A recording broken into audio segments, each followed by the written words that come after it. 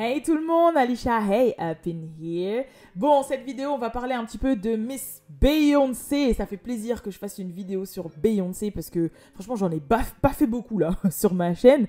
En tout cas, n'hésitez pas à vous abonner, à mettre la cloche parce que j'arrive sur vous à n'importe quel moment. À vous abonner bien évidemment à la playlist What's Up Girl, à forcément le média sur Instagram, sur Twitter, tout ce qui s'ensuit. Et puis, bref, c'est parti pour la vidéo. Let's go!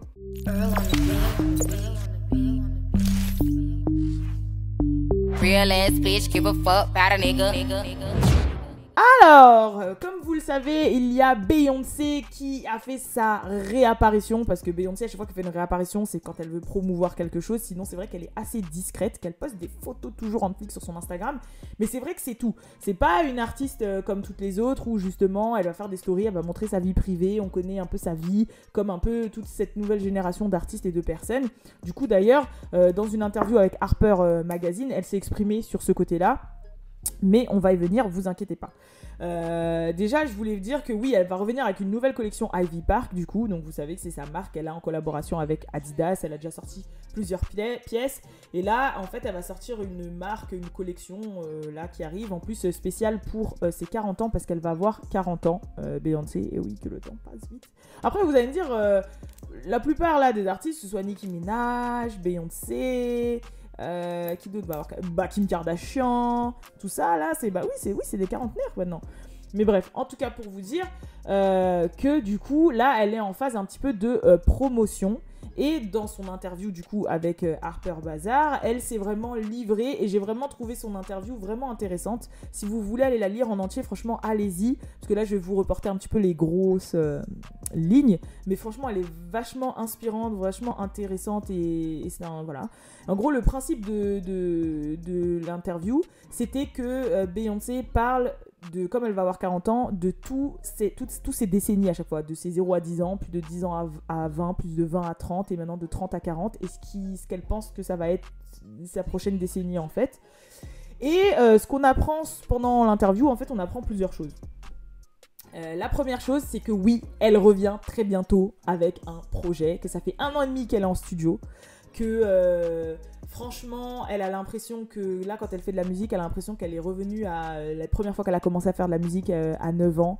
Elle est excitée comme pas possible, qu'elle a vraiment du plaisir à faire ça et que comme si le fait qu'elle avait pris de l'âge, qu'elle était devenue maman, etc., elle avait moins comment on dit, moins de barrières en fait, que ce soit personnelles et autres, qu'elle a vraiment passé un cap dans sa vie qui fait que maintenant...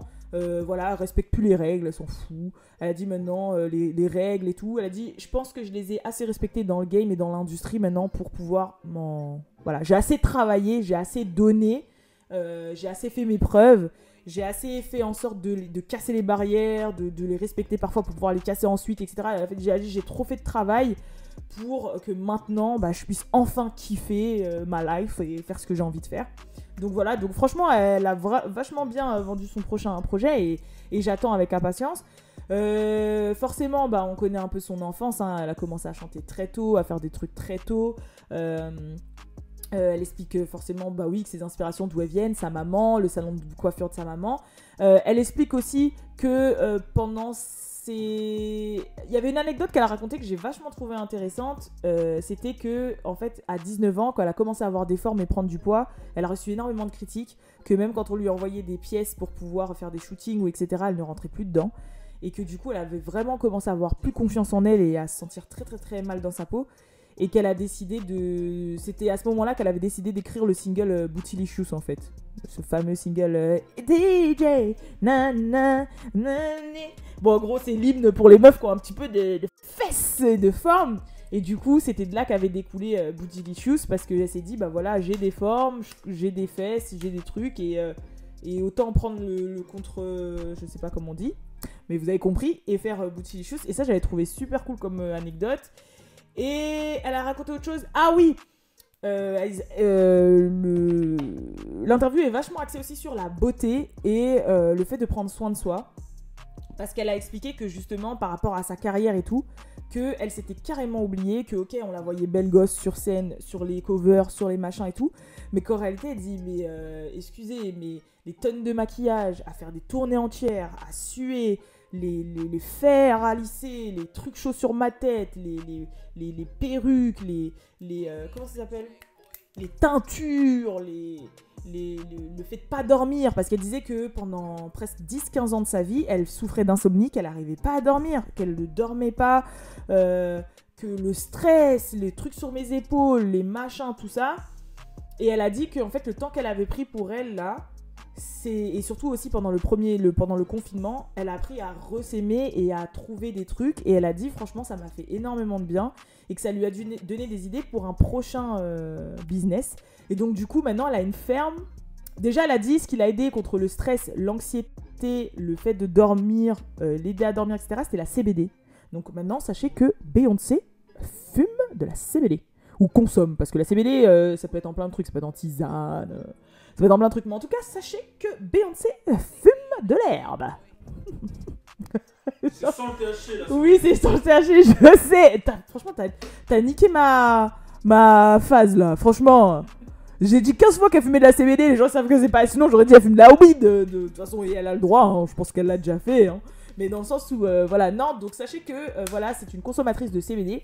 Et qu'elle a décidé du coup de lancer un business axé sur ça et qu'elle a acheté des champs de cannabis, voilà, de hemp, ça s'écrit hemp, de chanvre, c'est plus du chanvre, on va dire ça comme ça, et aussi des ruches, parce que vous savez que Beyoncé c'est Queen Bee, que voilà on la symbolise par une abeille, et qu'elle a dit qu'il y a beaucoup de secrets de beauté qu'elle a appris autour du miel, et que du coup elle allait vendre des trucs de beauté, et des trucs de bien-être, et de je sais pas quoi, à base de miel et de chanvre. Et faut savoir que je pense que c'est déjà plus ou moins en production, et que ça arrive très vite, parce qu'elle a dit un moment comme anecdote que sa fille Blue Ivy avait été touchée quand une fois elle est rentrée dans la salle de bain et qu'elle avait vu sa fille en train de prendre un bain avec ces produits-là, en fait, ces produits relaxants à elle, qu'elle mettait en cours de test. Et donc je pense que si Blue Ivy a pu les utiliser en test, c'est que voilà, c'est vraiment acté et qu'elle va le faire. De toute façon, ils aiment trop les storylines pour balancer des nouveaux business, les Américains. Je vous dis clairement, ça se trouve, l'histoire de Blue Ivy est fausse. Mais bon. En tout cas, ça vend bien le truc. Mais tout ce que je peux vous dire, c'est que c'est vrai que l'interview était vraiment, vraiment très riche. Elle se lit super vite, elle est super inspirante et on apprend vraiment pas mal de choses sur Beyoncé. Et il y a un extrait que j'ai posté aussi sur What's Up Girl où elle dit clairement, justement, quand elle parle du fait que les gens se plaignent qu'elle ne montre pas beaucoup de sa vie et qu'on a l'impression qu'elle est très mystérieuse et qu'on ne la connaît pas. Alors déjà, elle a dit, si par rapport aux gens qui me suivent mon travail, enfin mon art, ce que je fais, ce que je produis, ce que je suis, enfin bref, vous avez compris, ça ne leur suffit pas. J'aurais pas la phrase exacte, mais vous avez compris l'idée. Mais en tout cas, ce qu'elle a dit, c'est que en fait, elle n'est pas de cette génération-là, qu'elle trouve qu'elle a vu énormément de gens autour d'elle être dans le mal par rapport à ça, par rapport aux réseaux sociaux, par rapport au fait de partager sa vie, et qu'elle est du crew de Prince, de Shadé, de gens comme ça en fait, qui eux partagent leur art, leur travail, ce qu'ils produisent, ce qu'ils font, et ça leur suffit amplement en fait, et qu'il y a déjà beaucoup de messages, que c'est pour élever les consciences, que c'est pour vraiment kiffer, et que oui, il faut une part de vie privée en fait dans la vie pour être sain d'esprit, parce qu'elle a vu vraiment trop de gens autour d'elle s'effondrer, et elle a dit, je parle pas que forcément de personnalités, de célébrités, hein, elle a dit, je parle de producteurs, je parle de réalisateurs, je parle vraiment de beaucoup de choses qui ont fait que, ouais non, donc qu'elle le fera pas. Et elle a dit, sachez que si vous voyez quelque chose, c'est parce que j'ai décidé de le montrer, et que si vous ne voyez rien, c'est parce que je ne veux pas que vous le voyez, et puis voilà, en fait, c'est tout. Qu'il n'y a rien d'autre, il n'y a rien de mystérieux, il n'y a rien de secret. Et puis voilà. Je crois qu'elle laisse sous-entendre qu'elle va vraiment plus se lancer aussi dans la réalisation, de ce que j'ai compris dans l'interview. Mais en tout cas, je vous le dis et je vous le répète, vraiment, allez lire l'interview en entier. Et ça m'a fait énormément plaisir de retrouver Beyoncé. Voilà, c'est tout. Et je suis contente j'espère qu'elle va sortir incessamment sous peu. Voilà, c'est tout. Comme l'album de Drake. J'arrête pas de saouler tout le monde. L'album de Drake, Certified Lover Boy, j'espère qu'il va sortir incessamment sous peu. D'ailleurs, LeBron James a dit qu'il sortirait plus tôt qu'on ne le pensait. Moi, j'attends. Voilà, c'est tout ce que j'ai à dire. Bref, en tout cas, je vous fais de gros bisous et je vous dis à la prochaine pour la prochaine vidéo. Peace.